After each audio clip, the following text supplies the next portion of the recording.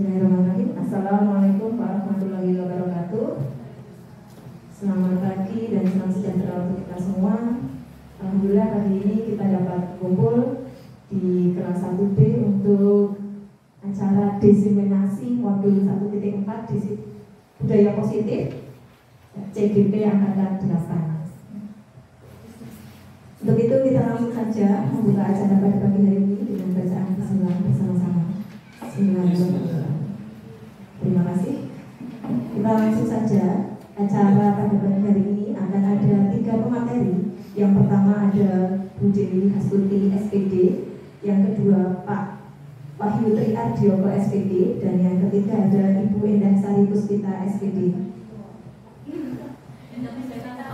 Puspita Sari. Ketukar ya Bu Sari. Selanjutnya langsung saja. Yang pertama materi dari Bu Dewi Astuti, yaitu perubahan paradigma stimulus respon dan disiplin positif. Kepada Bu Dewi, saya persilakan.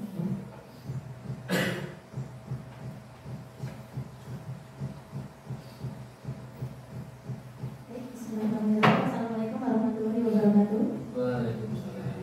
Terima kasih atas waktu yang diberikan pada pagi hari ini. Mohon izin saya menyampaikan materi dari apa itu budaya positif, ya, yang nanti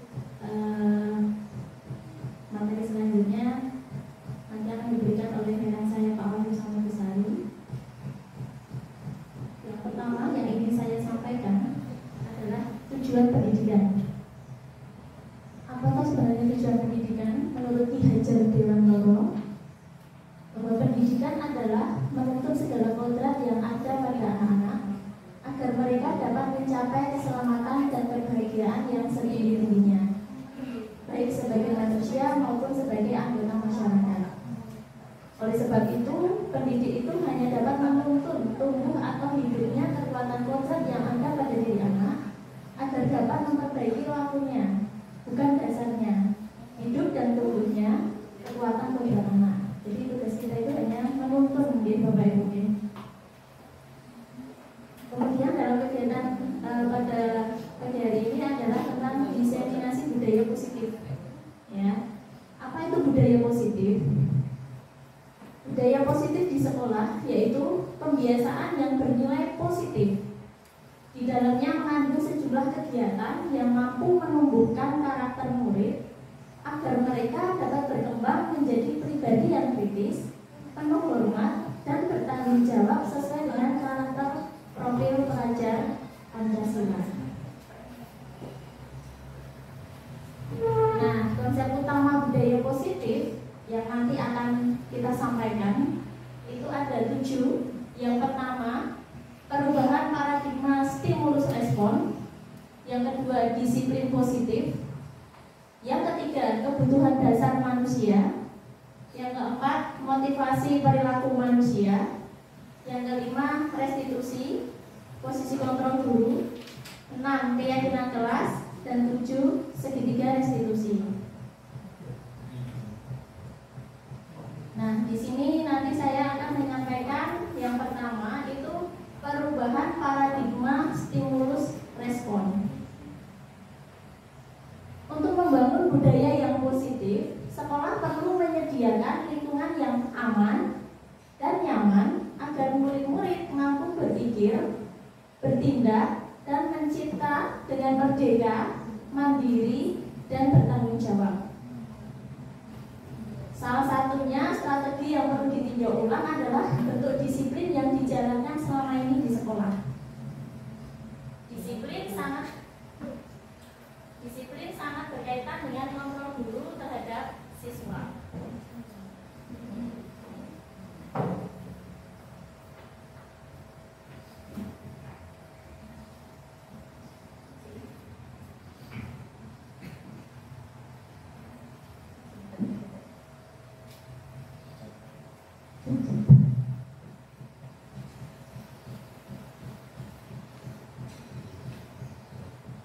Disiplin positif.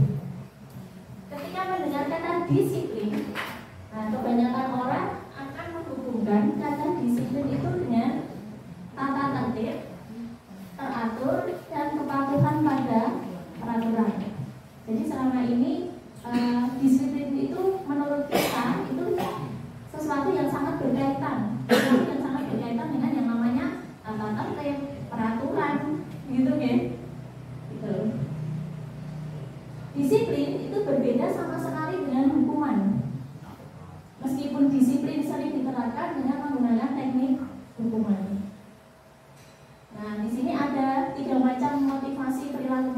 saya yang pertama itu untuk menghindari ketidaknyamanan atau hukuman.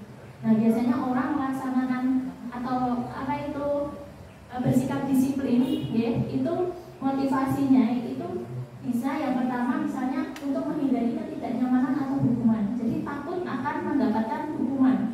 Makanya seseorang itu bertindak disiplin. Begitu. Jadi ini motivasinya itu berasal dari luar, ya.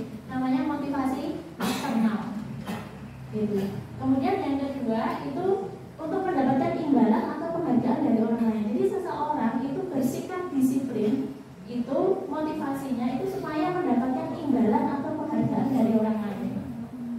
Nah, seperti itu. Jadi ini juga termasuk motivasi eksternal. Kemudian yang ketiga, untuk menjadi orang yang mereka inginkan dan menghargai diri sendiri dengan nilai-nilai yang mereka percaya. Nah, yang ketiga ini adalah motivasi internal. Jadi seseorang menerapkan disiplin itu muncul dari dalam dirinya sendiri, bukan karena adanya apa itu tarikat peraturan, takut akan mendapatkan hukuman supaya bisa mendapatkan imbalan atau penghargaan atau hadiah seperti itu. Tapi ini muncul dari dalam dirinya sendiri. Jadi bertindak disiplin berasal dari dalam dirinya sendiri. Nah, ini motivasinya disebut dengan motivasi internal. Begitu. Disiplin adalah kemampuan memerintah diri sendiri dalam mengontrol dan menguasai diri untuk memilih tindakan yang mengacu pada nilai-nilai yang kita hargai dengan penuh tanggung jawab tanpa terperintah orang lain. Disiplin positif merupakan pendekatan mendidik anak untuk melakukan kontrol diri dan pembentukan kepercayaan diri. Nah, jadi kesimpulannya jadi Bapak Ibu kaitannya dengan disiplin positif. Jadi sebaiknya ya, kita sebagai guru ya itu memberi contoh kepada anak atau memotivasi anak supaya bisa memunculkan disiplin dari dalam dirinya sendiri. Jadi bukan karena adanya tata tertib atau peraturan yang ada di sekolah maka anak-anak bisa bertindak disiplin. Nah, jadi yang paling tepat adalah kita memunculkan motivasi dalam diri anak supaya untuk menerapkan sikap disiplin seperti itu. Begitu, mungkin itu saja yang dapat saya sampaikan kaitannya dengan disiplin positif. Selanjutnya untuk materi selanjutnya akan disampaikan oleh rekan saya Wahyu Adio.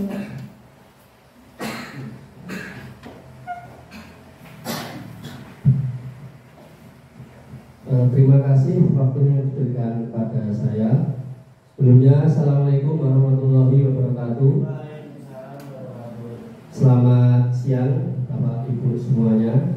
Semoga tetap semangat dan tetap bahagia nih, meskipun sudah siang. Langsung saja di sini saya akan melanjutkan materi yang ketiga, yaitu kebutuhan dasar manusia. Di sini ada 5. Yang pertama, kebutuhan bertahan hidup atau survival. Yang kedua, kebutuhan kasih sayang dan diterima atau love and belonging. Dulu kalau bahasa Inggrisnya seperti itu nanti dikoreksi ya, dikoreksi. Saya bahasa Inggrisnya dulu dapat 5. Selanjutnya yang ketiga, kebutuhan penguasaan atau power. Selanjutnya kebutuhan kebebasan atau freedom. Yang terakhir kebutuhan kesenangan, fun.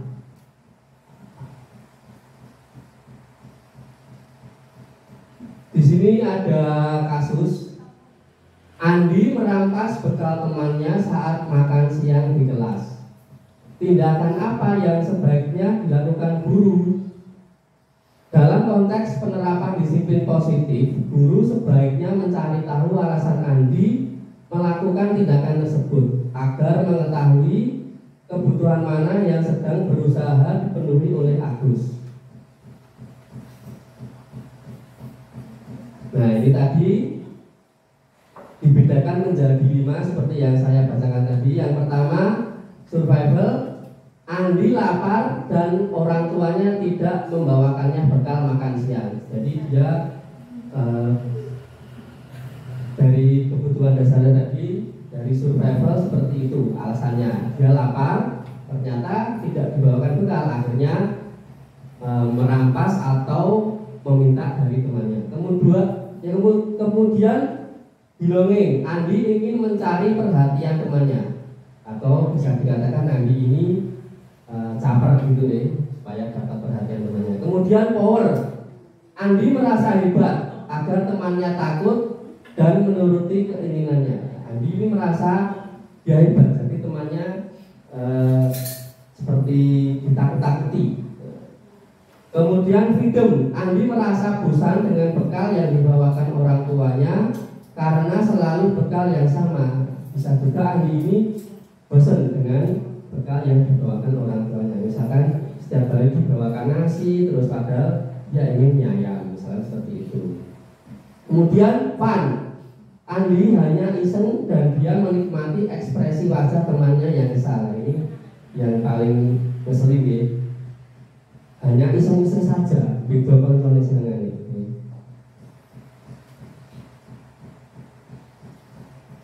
Itu tadi materi tentang kebutuhan dasar manusia. Sekarang yang keempat, motivasi perilaku manusia. Ada 3 seperti tadi yang dikatakan oleh rekan saya Bu Dewi Hastuti. Yang pertama, untuk menghindari ketidaknyamanannya atau hukuman. Apa yang akan terjadi apabila saya tidak melakukannya? Jadi ada konsekuensi apabila tidak melakukan apa yang diperintahkan. Contohnya, misalkan anak tidak mengerjakan PR, kemudian guru memberi hukuman. Yang kedua, untuk mendapatkan imbalan dari orang lain atau institusi, apa yang akan saya dapatkan apabila saya melakukannya? Nah, seperti tadi, kalau saya mengerjakan PR, hadiahnya apa? Nah, jadi ini masih motivasi dari luar. Kalau tidak mengerjakan, hukumannya apa? Kalau mengerjakan, hadiahnya apa? Jadi butuh dorongan dari luar. Yang terakhir, untuk menghargai diri sendiri. Saya akan menjadi orang yang seperti apa bila saya melakukannya? Nah, ini motivasi dari dalam dirinya sendiri atau motivasi internal. Jadi anak-anak kalau bisa kita didik untuk bisa memotivasi dirinya sendiri. Jadi tidak perlu dorongan dari luar. Jadi aku nggak ada PR yo, dan aku mudeng materi ini. Nilainya berapapun yang penting saya mudeng, karena kadang-kadang anak itu PR itu seringnya dikerjakan oleh orang tua, meskipun itu juga tidak apa-apa, tapi yang penting anak itu paham apa yang guru sampaikan. Kemudian di sini ada hukuman atau konsekuensi. Pria kurang menguasai pelajaran matematika, sehingga pada saat pelajaran tersebut berlangsung, dia lebih banyak berdiam diri atau menggambar di buku pelajarannya. Pada saat Pak Guru menunjuk pria untuk menjawab pertanyaan, pria menjadi gugup dan tidak sengaja menjatuhkan tasnya dari kursi, serta tiba-tiba menjadi gagap saat berusaha menjawab. Seluruh kelas pun tertawa melihat sikap pria yang berbicara gagap tersebut. Pak Guru saat itu juga membiarkan teman-teman menertawakan Ria dan menyuruh Ria untuk berdiri di depan kelas. Ria semakin malu dan tidak berani memandang teman-temannya. Yang pertama, ini ada beberapa pertanyaan nih Bapak Ibu Guru, nanti silakan salah satu menjawab. Apakah Anda setuju dengan tindakan Pak Guru terhadap Ria? Kira-kira setuju tidak? Tidak ya? Mengapa?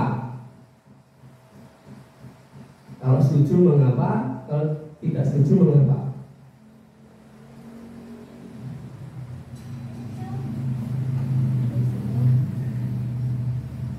Ada yang bisa menjawab?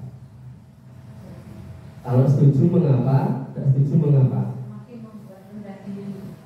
Tidak setuju karena Pak Gurunya menjadikan dia jadi anak yang rendah diri. Itu nih Bu.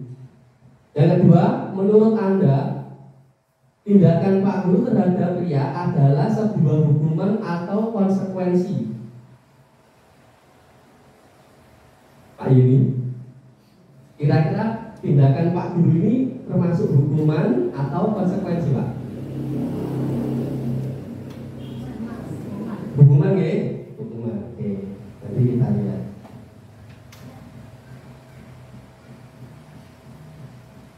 Oke.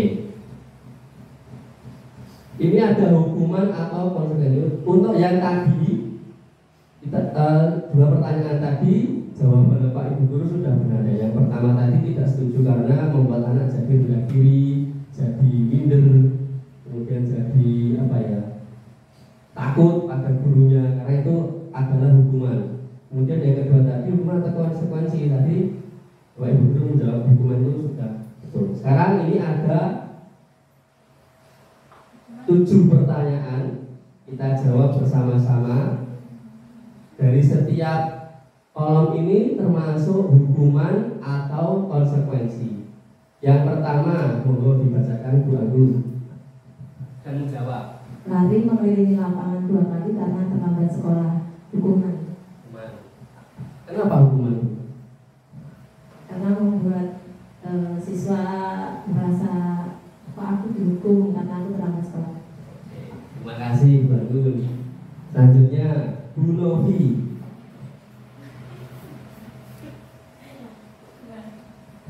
Membersihkan coretan yang dibuatnya di meja tulis itu konsekuensi. Konsekuensi ya. Kenapa konsekuensi? Karena dia yang membuat sendiri kan kalau seperti itu. Jadi dia, berarti kan dia membuat kesalahan, terus dia bertanggung jawab atas kesalahannya.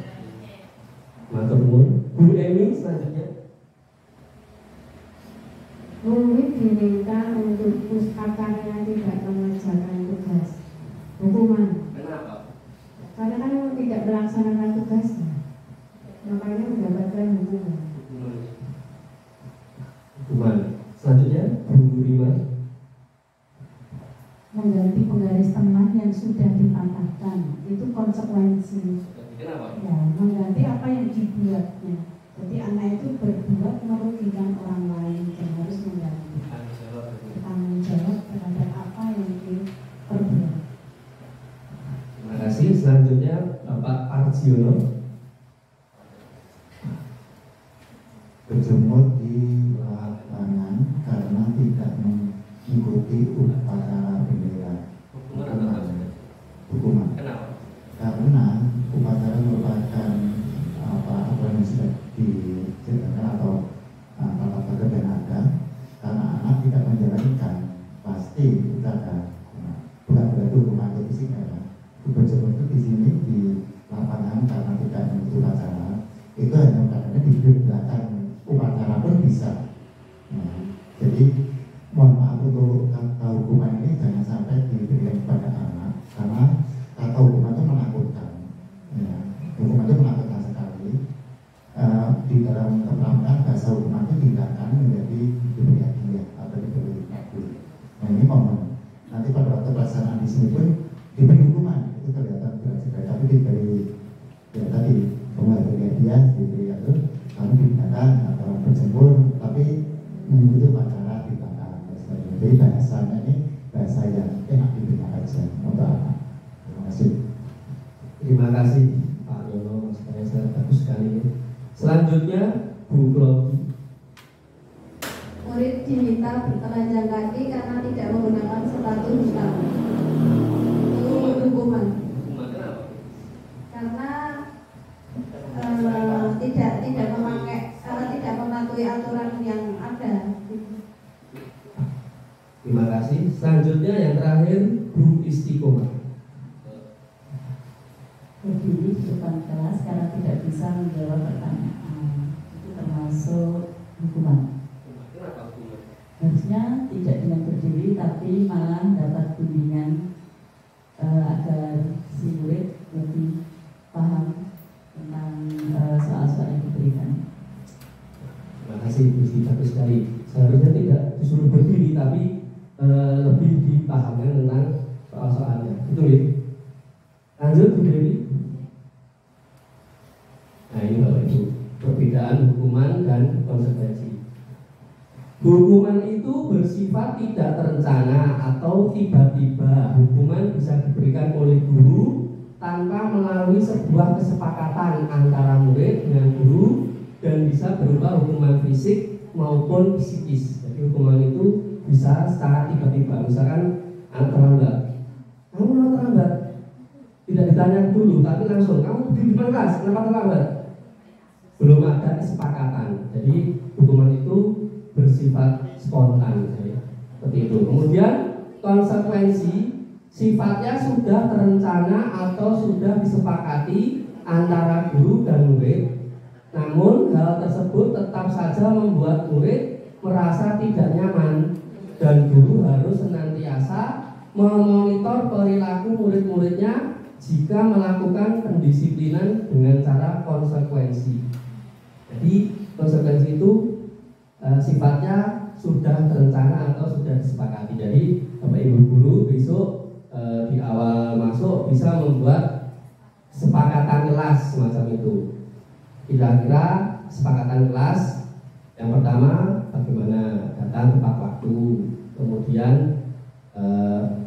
mengerjakan PR, kemudian dan lain-lainnya seperti itu. Tapi kalau hukuman itu tidak ada di dalam kesepakatan, biasanya terjadi hanya sepihak dari gurunya. Muridnya buat kesalahan apa, langsung gurunya memberi hukuman tanpa ada kesepakatan dulu, ya, gitu. Kemudian yang terbaik adalah melakukan restitusi, yaitu guru mengajak murid mencari solusi dari masalah atas kesalahan yang telah mereka perbuat. Ini nanti untuk restitusi lebih jelasnya akan dijelaskan oleh rekan saya, Bu Sari. Mas Wahyu, kata hukuman itu apakah masih bisa diterapkan? Karena di dalam kenyataan di lapangan kita tidak menghukum, lalu ada prosesnya orang tua dan sebagainya, lalu kita masuk ke hal yang sebenarnya dinas saja mengatakan kami sekali kita menghukum anak, lalu di kurikulum kita ya Mas ya, lalu Mas Wahyu tadi memberikan hukuman memang bersifat tidak berencana dan sebagainya. Itu nanti dipraktekkan sungguh-sungguh, apakah tidak menjadi suatu konflik baru kalau kita mengatakan itu hukuman ini dan sebagainya? Mohon penjelasan Mas. Ya, terima kasih. Sebuah pertanyaan yang sangat bagus sekali. Jadi kenyataan di dalam sekolah juga begitu, kata hukuman, kita wah anakku dihukum. Ini kejadian kemarin dia bilang katanya tidak boleh dihukum, kalau ini dihukum masuk. Ya, kita nggak usah masuk lah. Lalu orang tuanya marah, datangnya ke sekolah, bawa arek dan sebagainya. Kan di daerah itu kan begitu. Kejadian-kejadian itu. Apakah kita nanti kata-kata hukuman itu masih muncul dalam guru ya ini guru kita? Ya, makasih Pak Eno. Jadi begini Bapak Ibu guru, maka dari itu kata hukuman nanti selanjutnya bisa kita ubah menjadi kata konsekuensi. Jadi begitu Pak. Jadi untuk di sini tadi saya memberikan contoh atau kami memberikan contoh hukuman itu seperti ini. Ternyata hukuman itu sangat merugikan anak dan sifatnya sepihak atau otoriter dari guru. Itu kalau hukuman ini mungkin di zaman dulu masih sangat berlaku ya, zaman dulu, mungkin zaman Orde Baru. Tapi untuk zaman generasi sekarang itu anak-anaknya sudah kritis sekali, betul Pak, kritis sekali. Apa-apa langsung bisa lewat gadget, bisa langsung lapor apapun yang dilakukan hari itu juga. Jadi kami harap di sekolah sini nanti, sekolah kita semua kata hukuman nanti kita ubah menjadi konsekuensi, dan konsekuensi itu harus kita sepakati bersama-sama dengan murid. Jadi begitu Pak. Jadi tidak sepihak dari guru. Terima kasih Mas Wahyu. Konsekuensi yang kemarin umpama kita kesepakatan aja, orang tua bertanya masih banyak yang protes ya. Baik itu. Kadang-kadang orang tua menerima pendapat dari pihak sekolah kalau tidak bersama-sama juga tadi katanya aku orang melu apa dan sebagainya. Kalau sudah konsekuensi sudah disepakati atau kontrak belajar itu sudah disepakati, seharusnya mengikuti apa yang sudah diputuskan. Kenapa anak kan enggak? Anak di disenggoreng kemudian dijiwe. Nah ini loh, bahasa-bahasa yang kasar dan sebagainya ini muncul dan memojokkan guru gitu. Kita akan melangkah disiplin aja sulitnya bukan main, apalagi kata hukuman dan semuanya tadi loh, bahasa yang murid-murid yang atas saja nggak boleh orang yang begini. Dan kalau bisa majelis sama kami memberikan kalimat yang enak, ya, memberikan kalimat yang enak kepada orang tua, bukan hukuman. Dan ini kita memberikan aja setelah belajar bersama apa yang kita putuskan, yang kita sepakati. Nanti bukan sanksi tapi nanti ya hasilnya ini, nanti kita itu aja. Ini hanya masukan aja. Ya, bagus sekali Pak Yono. Jadi bisa juga atau kontrak belajar semacam itu Pak. Jadi kita bisa selain dengan murid mungkin bisa juga dengan perwakilan orang tua. Jadi kita semua harus sepakat kalau anaknya nggak mengerjakan PR kira-kira gimana Bapak Ibu. Jadi dan itu kalau bisa, kalau di kelas itu di apa ya, ditempel, kesepakatannya ditempel gitu. Kamu nggak mengerjakan PR ini baca, kesepakatan kelas kita ini. Kalau nggak mengerjakan PR ini, konsekuensinya ini. Kalau datang terlambat konsekuensinya ini. Jadi anak-anak oh iya dulu sudah sepakat dengan ini. Jadi tidak ada hukuman lagi, ngerti ya? Meskipun sebenarnya hukuman, cuma anak-anak biar bisa lebih berpikir. Ya, kesadaran kita mendidik anak untuk tadi motivasi dari diri sendiri. Tujuannya ke situ.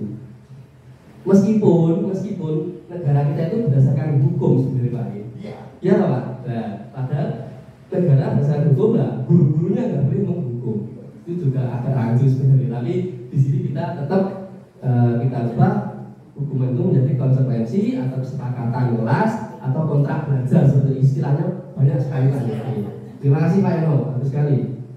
Kita lanjutkan ya.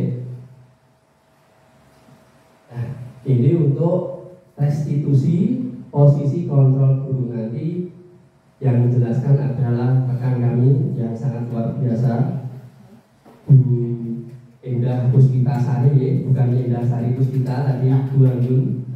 Waktu udah lupa, kami persilahkan dulu.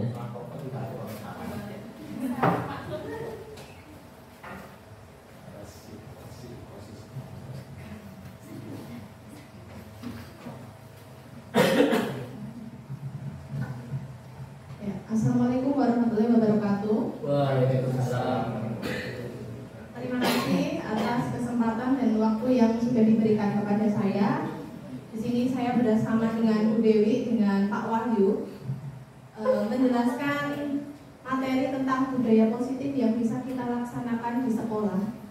Di sini kami bertiga sebagai CGP atau calon guru penggerak. Kami di sini tidak bermaksud untuk menggurui ya, tetapi kami di sini saling berbagi informasi dan Bapak Ibu guru nanti juga bisa saling berbagi pengalamannya, berbagi informasi, berbagi pengetahuan yang Bapak Ibu guru miliki. Karena jika ilmu jika disimpan sendiri itu juga tidak akan bermanfaat.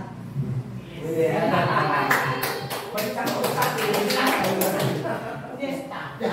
semangat ya Bapak Ibu. Iya, tetap semangat. Iya. Selanjutnya saya akan menjelaskan materi yang selanjutnya yaitu restitusi posisi kontrol guru. Nanti di sini kita akan belajar selama ini kita sebagai guru itu berada di posisi kontrol yang mana. Di sini ada 5 posisi kontrol guru. Yang pertama adalah posisi kontrol sebagai penghukum, kemudian pembuat rasa bersalah, kemudian posisi sebagai teman atau sebagai pemantau atau sebagai manajer. Nanti di sini kita akan bersama-sama menilai diri kita sendiri, apa yang sudah kita lakukan selama ini, di mana posisi kontrol kita, apakah posisi kontrol yang kita lakukan selama ini sudah tepat atau belum. Jadi kita akan bersama-sama menciptakan budaya positif di sekolah. Karena jika hanya 1-2 orang yang melakukannya, itu tidak akan berjalan dengan baik. Jadi menciptakan budaya positif itu perlu kolaborasi dan kerjasama dari seluruh warga sekolah. Seperti itu. Nah, di sini saya akan menjelaskan posisi kontrol guru yang pertama yaitu sebagai penghukum. Di sini tertulis motivasi identitas gagal atau kontrol dari luar. Jadi Jadi Bapak Ibu guru jika berada dalam posisi ini, berada dalam posisi penghukum atau pembuat merasa bersalah, itu berarti sudah menciptakan identitas yang gagal baik pada diri sendiri maupun pada siswa. Nah, tadi sudah dijelaskan oleh Pak Wahyu ya, apakah itu hukuman, apakah itu konsekuensi. Jadi kalau kita sebagai bertindak sebagai guru itu memberikan hukuman, itu misalnya seperti ini, anak datang terlambat, kamu selalu datang terlambat, sana berdiri di depan kelas. Setiap upacara kok tidak pernah pakai topi, sana berdiri di depan tiang bendera, seperti itu. Nah, atau kamu ya selalu berbuat usil, sana bersihkan kamar mandi. Nah, berarti Bapak Ibu guru sedang berada dalam posisi kontrol sebagai penghukum. Nah, jika Bapak Ibu itu sebagai posisi kontrol sebagai penghukum, menggunakan kata-kata yang membentak, menghardik, menghakimi, seperti itu, hasilnya, dampaknya bagi siswa itu dia akan memberontak, dia akan melakukan kesalahan itu lagi. Kayak apa ya namanya ya, jarak gitu ya, kalau bahasa Jawanya malah jarak. Dia membuat gurunya itu marah gitu, ya bodoh. Kemudian hasil yang kedua, dampaknya itu dia akan menyalahkan orang lain. Oh gara-gara kowe, oh gara-gara ibuku di rumah gak bangunin ya. Jadi menyalahkan, saling menyalahkan, entah itu menyalahkan orang lain maupun menyalahkan dirinya sendiri. Kecewa karena tadi sudah berbuat seperti itu. Takut ya, jadi anak itu akan merasa takut, merasa rendah diri, dan dia lebih condong melakukan kesalahannya lagi. Seperti itu.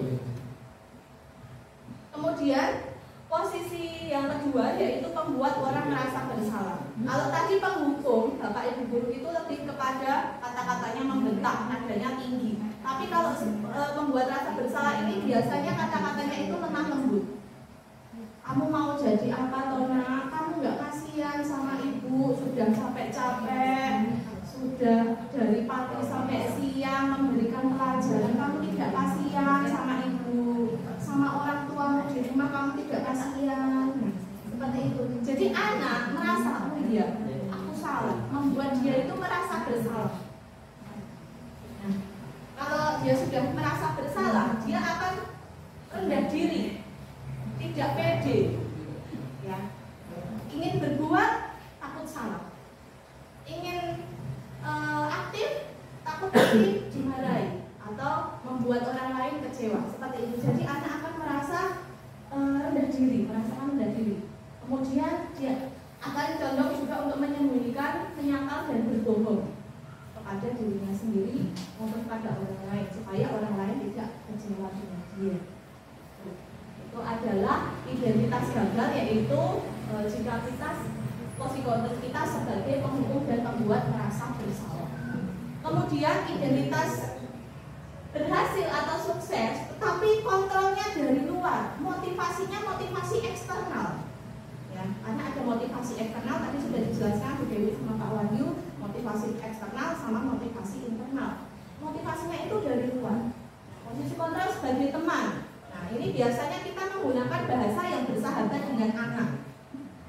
Seperti misalnya di sini ada, ayolah lakukan demi ibu, ayolah, masa kamu tidak mau sih, kan demi ibu. Nah, seperti itu. Itu kita sebagai teman. Apa dampaknya bagi anak? Anak akan nyepelek nih ya, banyak menyepelekan, ketergantungan, dia akan bergantung kepada orang lain, tidak bisa membuat keputusannya sendiri. Kemudian yang keempat yaitu posisi sebagai pemantau. Ya, jika kita sebagai pemantau itu biasanya kita terpatok pada peraturan yang ada di sekolah. Misalnya datang terlambat. Kamu tahu kamu datang terlambat, kamu tahu konsekuensinya apa? Nah, kerjakan. Itu posisi kita sebagai pemantau. Tanpa tanya dulu alasannya kenapa kok dia itu datang terlambat. Ya, jadi pemantau itu berpatok pada peraturan yang ada di sekolah. Jadi kata tertibnya itu ya itu yang harus dilakukan, itu yang harus dijalankan, seperti itu. Kalau berpatokan sebagai pemantau. Hasilnya apa? Dampaknya apa? Anak akan melakukan sesuatu itu karena ingin mendapatkan pujian, karena ingin mendapatkan hadiah. Ya. Jadi motivasinya itu dari luar atau motivasi eksternal, bukan motivasi dari dalam dirinya sendiri. Dan yang terakhir, posisi sebagai manajer. Nah, sebagai manajer ini, guru bersama siswa bersama-sama menyelesaikan masalah. Siswa diarahkan untuk bertanggung jawab terhadap perbuatannya dan mencari solusi atas perbuatan yang dilakukannya sendiri. Jadi guru memberikan pemantik. Salahmu apa? Kamu tadi kenapa kok kamu melakukan kesalahan itu? Ditanya dulu. Alasannya dia melakukan itu apa? Kemudian ditanya, keyakinan kelasmu yang sudah kamu buat di kelas itu apa? Nanti anak akan berusaha mencari solusi dari permasalahannya sendiri. Ya. Jadi diarahkan ke situ. Hasilnya itu anak akan mengevaluasi diri. Oh, dia sadar, dirinya itu sadar sendiri. Saya melakukan kesalahan. Kalau saya terlambat, besok berarti saya harus bangun pagi atau saya tidak boleh tidur terlalu malam. Seperti itu. Jadi tanpa guru itu menghukum, anak itu sudah tahu, oh besok biar saya tidak terlambat itu saya harus bagaimana. Dia mencari solusi atas permasalahannya sendiri. Itu adalah posisi yang diharapkan dalam budaya positif ini, membentuk guru-guru supaya tidak melakukan hukuman gitu. Jadi menyadarkan anak, memberikan anak itu dia mempunyai motivasi internal dari dalam dirinya sendiri. Itu akan dampaknya sangat baik untuk anak sampai dia dewasa nanti. Tapi kalau kita menghukum, memberi hadiah, itu dampaknya itu jangka pendek ya. Tapi kalau kesadaran dirinya sendiri itu dampaknya akan panjang, jangkanya akan panjang sampai dia dewasa. Seperti itu.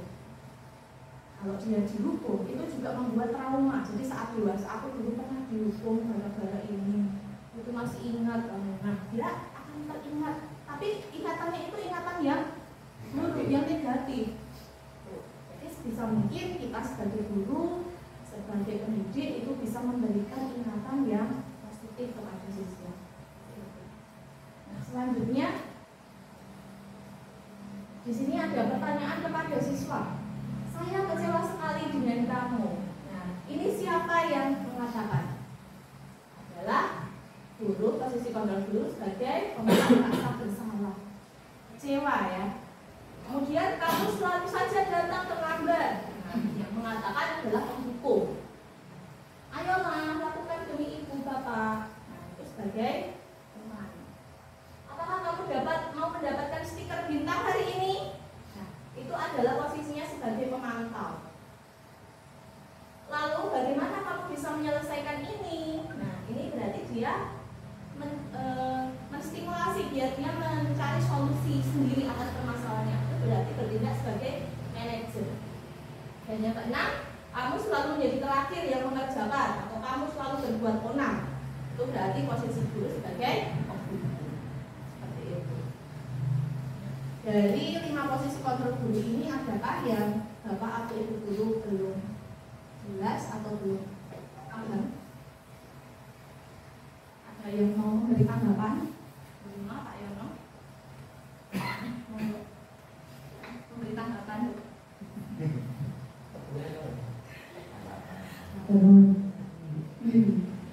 Berarti dari yang ada beberapa kontrol guru tadi, kita sebagai guru itu sebaiknya berada di mana posisinya dengan adanya budaya positif yang harus diterapkan di sekolah.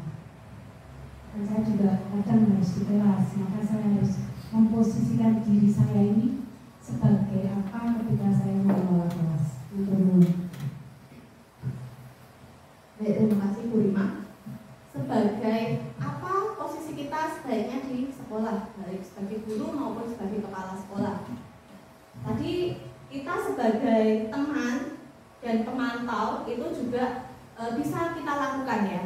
Jadi manajer itu berada di antara teman dan pemantau. Kita sebagai teman mengajak siswa untuk mencari solusinya, dan pemantau, tapi kita juga harus berpedoman pada peraturan yang berlaku di sekolah.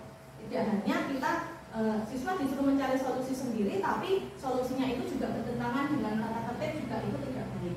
Jadi harus diarahkan, siswa tetap harus diarahkan. Posisi yang terbaik itu sebagai manajer. Ya. Kemudian apa yang sebaiknya Bapak Ibu guru lakukan supaya bisa menjadi manajer? Yang pertama yang dilakukan kepada dirinya sendiri dulu, manajer untuk dirinya sendiri dulu. Apakah selama ini cara mengajar kita itu sudah sesuai dengan budaya positif yang harus kita lakukan? Sudah sesuai dengan hati nurani kita? Apabila kita menghukum, apakah kita tidak merasa bersalah? Pasti ada ya di dalam hati kita itu, aku tadi menghukum, pasti kecewa, pasti merasa ada penyesalan. Ngomong kok tega banget ya, mungkin hukum nyentui anakku dewe mesti ya loro-loro. Nah seperti itu. Jadi dari dalam diri kita dulu, guru itu juga harus punya kesadaran diri, motivasi internalnya guru itu juga harus ada. Jadi kita mau memberikan seperti hukuman atau konsekuensi pada siswa, itu juga harus melihat apa yang dia perbuat itu sejauh mana. Apakah sudah terlalu keterlaluan atau masih bisa diperbaiki, seperti itu. Jadi posisi kontrol kita harus sebagai manajer, mencari tahu dahulu penyebab dia melakukan kesalahan itu, mencari tahu kebutuhan dari 5 kebutuhan dasar manusia tadi, ada 5. Apa yang dia butuhkan? Apakah itu kebutuhan untuk bertahan hidup? Dan 5-5-nya ini harus terpenuhi. Apabila satu saja dia tidak terpenuhi, 5 kebutuhan ini tidak terpenuhi, maka anak akan cenderung berperilaku menyimpang, akan melakukan penyimpangan karena untuk memenuhi satu kebutuhan itu. Misalnya usil dengan teman, dia pengen bersenang-senang, dia bosan. Di kelas tuh dia bosan, maka dia usil, koncolnya jiwit, koncolnya nangis, ya kan? Dia pengen bersenang-senang supaya ada suara gitu. Nah itu adalah kebutuhan anak ingin mencari kesenangan. Maka posisi kita sebagai manajer juga harus tahu kebutuhan anak mana yang belum terpenuhi sampai dia melakukan sesuatu yang negatif seperti itu. Begitu Bu Lima. Lalu untuk selanjutnya, materi selanjutnya yaitu keyakinan kelas. Dalam materi keyakinan kelas, nah ini tadi sudah dijelaskan oleh Pak Wahyu tadi. Nanti di awal pembelajaran, di awal tahun ajaran baru ini kita bisa diharapkan untuk membuat keyakinan kelas di kelas kita masing-masing tentunya ya. Karena ini sangat penting sekali untuk pembelajaran kita agar berjalan dengan lancar sampai nanti akhir tahun ajaran seperti itu. Nah, apa nanti yang harus kita lakukan dalam pembuatan keyakinan kelas? Sebenarnya kesepakatan kelas sama keyakinan kelas itu sama apa beda, Bapak Ibu? Beda atau sama? Kesepakatan kelas dengan keyakinan kelas. Sama. Oh ya. Coba kalau misalnya seperti ini, anak diberi ini ya, kalau kesepakatan kelas kita memberi kertas pada anak. Kita ini kelas kita ini seperti apa ya anak-anak ya? Seperti itu. Bu, ya peraturannya supaya tidak datang terlambat, supaya tidak sesuai jadwal. Itu berarti kesepakatan kelas. Tetapi kalau keyakinan kelas itu lebih kepada nilai-nilai universal, nilai-nilai yang lebih umum, ya. Jadi misalnya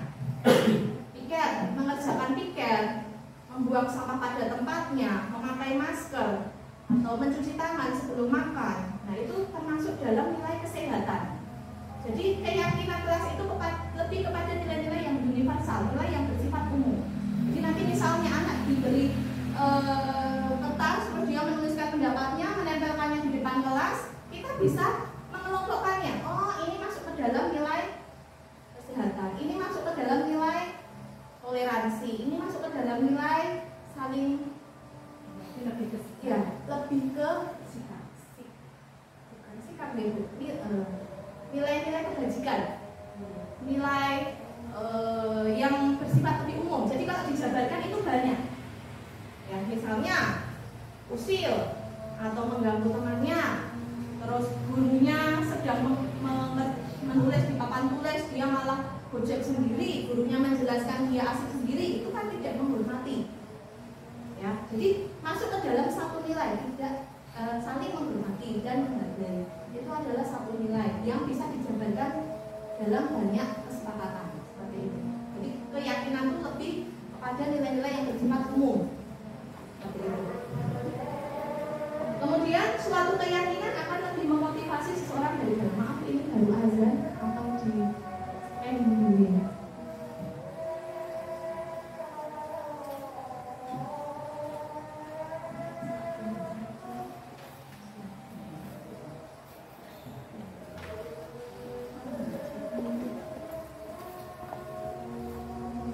Bapak Ibu, jadi tadi sudah saya jelaskan mengenai keyakinan kelas. Jadi kita membuat keyakinan kelas nanti di tahun ajaran baru supaya nanti Bapak Ibu guru bisa bersama-sama kita belajar, ya, bersama-sama kita berdiskusi. Jika kita belum tahu apa yang harus kita lakukan untuk merumuskan kesepakatan kelas menjadi keyakinan kelas, itu kita akan bersama-sama belajar nanti, berdiskusi bersama sebaiknya bagaimana kita bisa membuatnya. Nah, nanti kalau Bapak Ibu guru sudah membuatnya, nanti bisa didokumentasikan di video lalu dimasukkan ke tugas PNM, itu bisa jadi sertifikat. Jadi ada manfaatnya juga. Okay. Kemudian dari tadi sudah saya jelaskan, ya, dari peraturan kelas kemudian disederhanakan menjadi keyakinan kelas. Nah, keyakinan kelas itu tidak hanya ditulis, tidak hanya ditempel, tapi juga dilaksanakan, diterapkan supaya menjadi lingkungan yang positif. Dari lingkungan positif kelas 1A lingkungan yang positif, 1B lingkungan yang positif, dan sampai kelas 6B lingkungan yang positif, semua akan membentuk budaya positif di sekolah. Seperti itu. Jadi memang harus dimulai dari yang kecil dulu, kemudian meluas, seperti itu. Nah, di sini misalnya tadi ya ada peraturan atau kesepakatan, selalu kembalikan buku ke tempatnya, berarti masuk ke dalam keyakinan kelas atau nilai kebajikan yang dituju itu nilai tanggung jawab. Dilarang mengganggu orang lain, berarti keyakinan kelasnya menghormati orang lain dan diri sendiri. Hadir di sekolah 15 menit sebelum pelajaran dimulai, itu berarti komitmen pada tujuan. Jadi komitmen, nilai komitmen. Dilarang melakukan kekerasan, itu berarti nilai keselamatan atau menghormati orang lain. Dilarang menggunakan narkoba atau dilarang merokok, seperti itu berarti nilai kesehatan, untuk kesehatan. Bergantian atau menunggu giliran, antri, itu juga termasuk nilai menghormati orang lain atau bisa masuk ke dalam nilai kesabaran. Gunakan masker, itu juga termasuk nilai kesehatan atau keselamatan. Jangan berlari-lari di kelas atau koridor, itu juga masuk ke dalam nilai keselamatan. Jadi kita bisa nanti mengelompokkan di dalam kelas dari pendapat-pendapat anak-anak semuanya itu kita bisa mengelompokkan, oh ini masuk ke dalam nilai apa, ini masuk ke dalam nilai apa, seperti itu. Jadi tadi bisa terbentuk keyakinan kelas, dibuat yang bagus, ditempelkan di depan kelas, diterapkan, dilaksanakan bersama-sama satu kelas. Nah, jadi keyakinan kelas bersifat lebih abstrak daripada peraturan yang rinci dan konkret. Jadi keyakinan itu lebih abstrak, ya. Kalau keyakinan itu lebih jelas, lebih konkret, banyak. Kemudian kalau keyakinan kelas berupa pernyataan universal, keyakinan kelas dibuat dalam bentuk positif, ya, bukan bentuk dilarang. Nah, itu kan negatif, kalimatnya negatif, tapi dalam bentuk positif. Keyakinan kelas hendaknya tidak terlalu banyak sehingga mudah diingat dan dipahami. Keyakinan kelas sebaiknya sesuatu yang dapat diterapkan di lingkungan tersebut. Semua warga kelas ikut berkontribusi dalam pembuatan keyakinan kelas lewat kegiatan curang pendapat. Dan yang terakhir, bersedia meninjau kembali keyakinan kelas dari waktu ke waktu. Jadi keyakinan kelas itu bisa dirubah, ya, sesuai dengan kebutuhan. Ini perlu nggak, ya? Contoh keyakinan kelas yang sudah saya buat seperti itu. Tapi masih sederhana karena kemarin waktu saya melaksanakan ini juga belum mendapat ilmunya, jadi masih masih belum terlalu tepat maksud saya.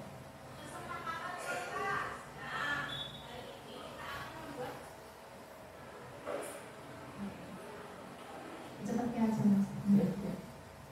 Sudah selesai. Masih ada materi yang segitiga restitusi kayaknya. Langsung segitiga restitusi nggak apa-apa.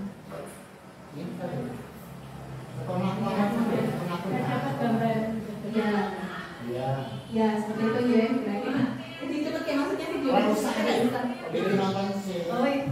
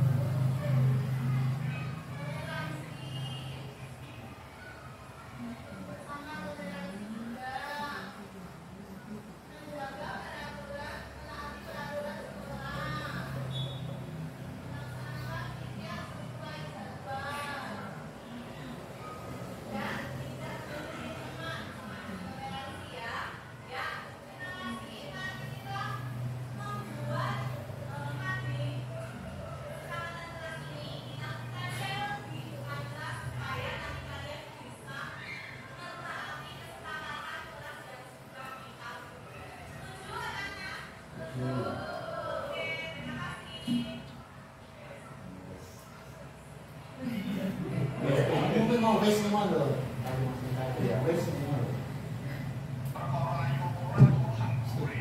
Ya, itu adalah sekelumit sedikit contoh dari pembuatan keyakinan kelas. Pasti Bapak Ibu guru di sini bisa membuatnya dengan lebih bagus lagi, lebih menarik lagi, supaya nanti bisa diterapkan di kelas bersama-sama. Nah, materi yang terakhir yaitu segitiga restitusi. Apa itu segitiga restitusi? Itu adalah suatu strategi yang dilakukan sebagai proses menciptakan kondisi menuntun murid untuk memperbaiki kesalahan-kesalahan yang pernah mereka lakukan. Jadi nanti di sini Bapak dan Ibu guru itu diharapkan tadi ya, posisi kontrolnya sebagai manajer, cara penyelesaian masalahnya menggunakan segitiga restitusi. Ya. Jadi dalam segitiga restitusi ini nanti kita diarahkan untuk membuat siswa itu bisa menggali sendiri solusi dari permasalahan yang mereka perbuat. Itu ada 3 tahap ya, Bapak Ibu. Di lanjut saja tahap. Yang pertama itu melalui segitiga restitusi itu membantu murid untuk lebih memiliki tujuan, disiplin positif serta memulihkan dirinya setelah berbuat salah. Membantu murid untuk jujur pada dirinya sendiri dan mengevaluasi dampak dari kesalahan yang dilakukan serta memberikan penawaran, bukan paksaan, bukan hukuman. Nah, ini adalah 3 tahap segitiga restitusi. Yang pertama yaitu menstabilkan identitas. Dari menstabilkan identitas itu Bapak Ibu guru memberikan pertanyaan-pertanyaan yang menggali mengapa anak itu melakukan kesalahannya, alasannya apa. Jadi Bapak Ibu guru bisa menggali apa penyebab dia melakukan perbuatan negatif itu, dan bisa diterapkan dengan pertanyaan. Setiap orang pasti pernah melakukan kesalahan. Bapak Ibu guru juga pernah melakukan kesalahan. Kesalahan itu, melakukan kesalahan itu adalah hal yang manusiawi, hal yang wajar. Jadi ngayem-ngayem anak ibu, ngayem-ngayem itu.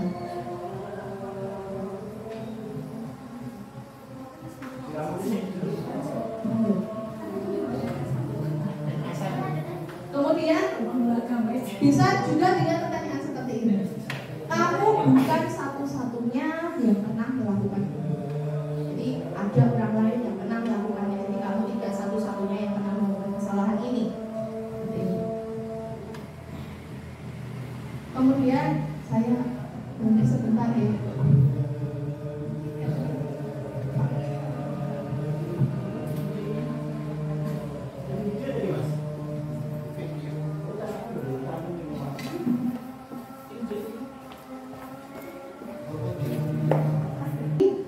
Pada 3 tahap segitiga restitusi, yang pertama yaitu menstabilkan identitas, menggali pertanyaan-pertanyaan yang bisa mengetahui alasan anak berbuat sesuatu yang negatif. Dan kemudian yang kedua adalah validasi tindakan salah.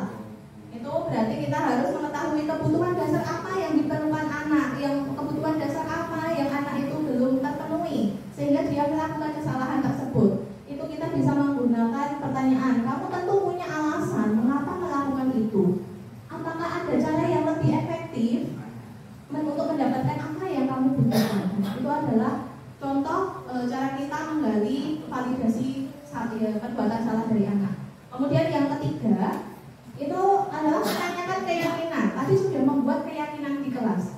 Guru mengingatkan anak lagi, keyakinan apa yang sudah kita yakini di kelas? Kesepakatan kelas apa yang kemarin kita sudah buat? Apakah kamu sudah melakukan keyakinan kelas itu? Apakah ada keyakinan kelas yang sudah kamu langgar? Seperti itu. Jadi guru sebisa mungkin tidak mengejudge, menghakimi, tapi menanyakan pada diri anak.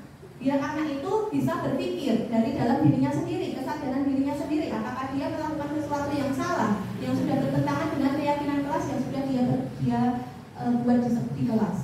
Kemudian yang selanjutnya, ya ini adalah tadi sudah ada contohnya ya, contoh pertanyaan-pertanyaan pada tahap menstabilkan identitas. Berbuat salah itu tidak apa-apa, tidak ada manusia yang sempurna. Saya juga pernah melakukan kesalahan seperti itu. Kita bisa menyelesaikan ini. Bapak Ibu tidak tertarik mencari siapa yang salah, tapi ingin mencari solusi dari permasalahan ini. Kamu berhak merasa begitu. Itu adalah menstabilkan identitas. Yang kedua, validasi tindakan salah. Kamu pasti punya alasan mengapa melakukan hal itu. Kamu patut bangga pada dirimu karena kamu telah melindungi sesuatu yang penting buatmu. Nah, yang ketiga, pada tahap menanyakan keyakinan, apa yang kita percaya sebagai kelas atau keluarga? Apa nilai-nilai yang telah kita sepakati? Apa bayangan kita tentang kelas yang ideal? Kamu mau menjadi orang yang seperti apa dengan melakukan hal tersebut? Nah, ini ada kasus, langsung kepada kasus saya atau kasus langsung aja.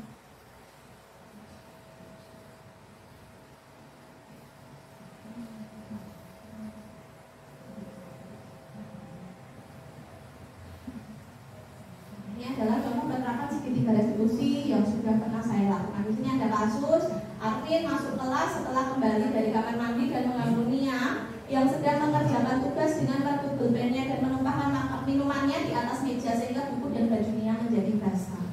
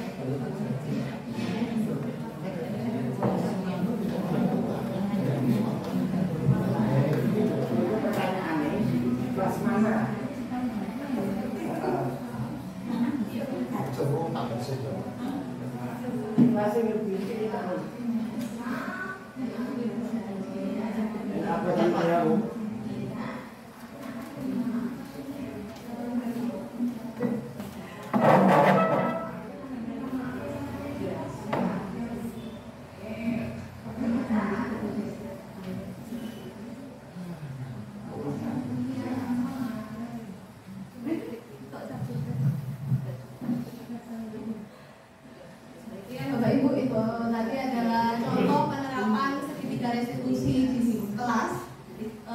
Semoga Bapak Ibu guru bisa menerapkannya juga nanti di kelas masing-masing, dan kita sebagai guru itu harus bisa menjadi manajer untuk siswa, baik untuk diri sendiri maupun untuk siswa kita di kelas.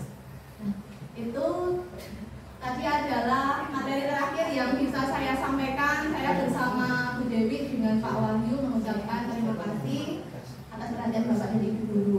Selanjutnya saya akan kembalikan waktunya kepada Bu Ayu. Terima kasih. Beri tepuk tangan sekali lagi untuk ketiga materi kita hari ini yang luar biasa, calon guru penggerak angkatan 8. Semoga nanti segera dilantik jadi guru penggerak, terus jadi kepala sekolah ya Pak Yana ya. Oke, terima kasih Bapak Ibu. Hari ini kita cukupkan sekian materi dari calon guru penggerak angkatan 8 tentang diseminasi budaya positif. Ya, semoga apa yang disampaikan oleh pemateri tadi ya bisa menggerakkan hati kita juga untuk melakukan budaya-budaya positif yang sudah tadi dijelaskan oleh ketiga pemateri di kelas kita masing-masing, ya, ataupun di sekolah yang lebih luas lagi. Terima kasih. Saya mohon maaf jika ada kekurangan dan kesalahan. Assalamualaikum warahmatullahi wabarakatuh.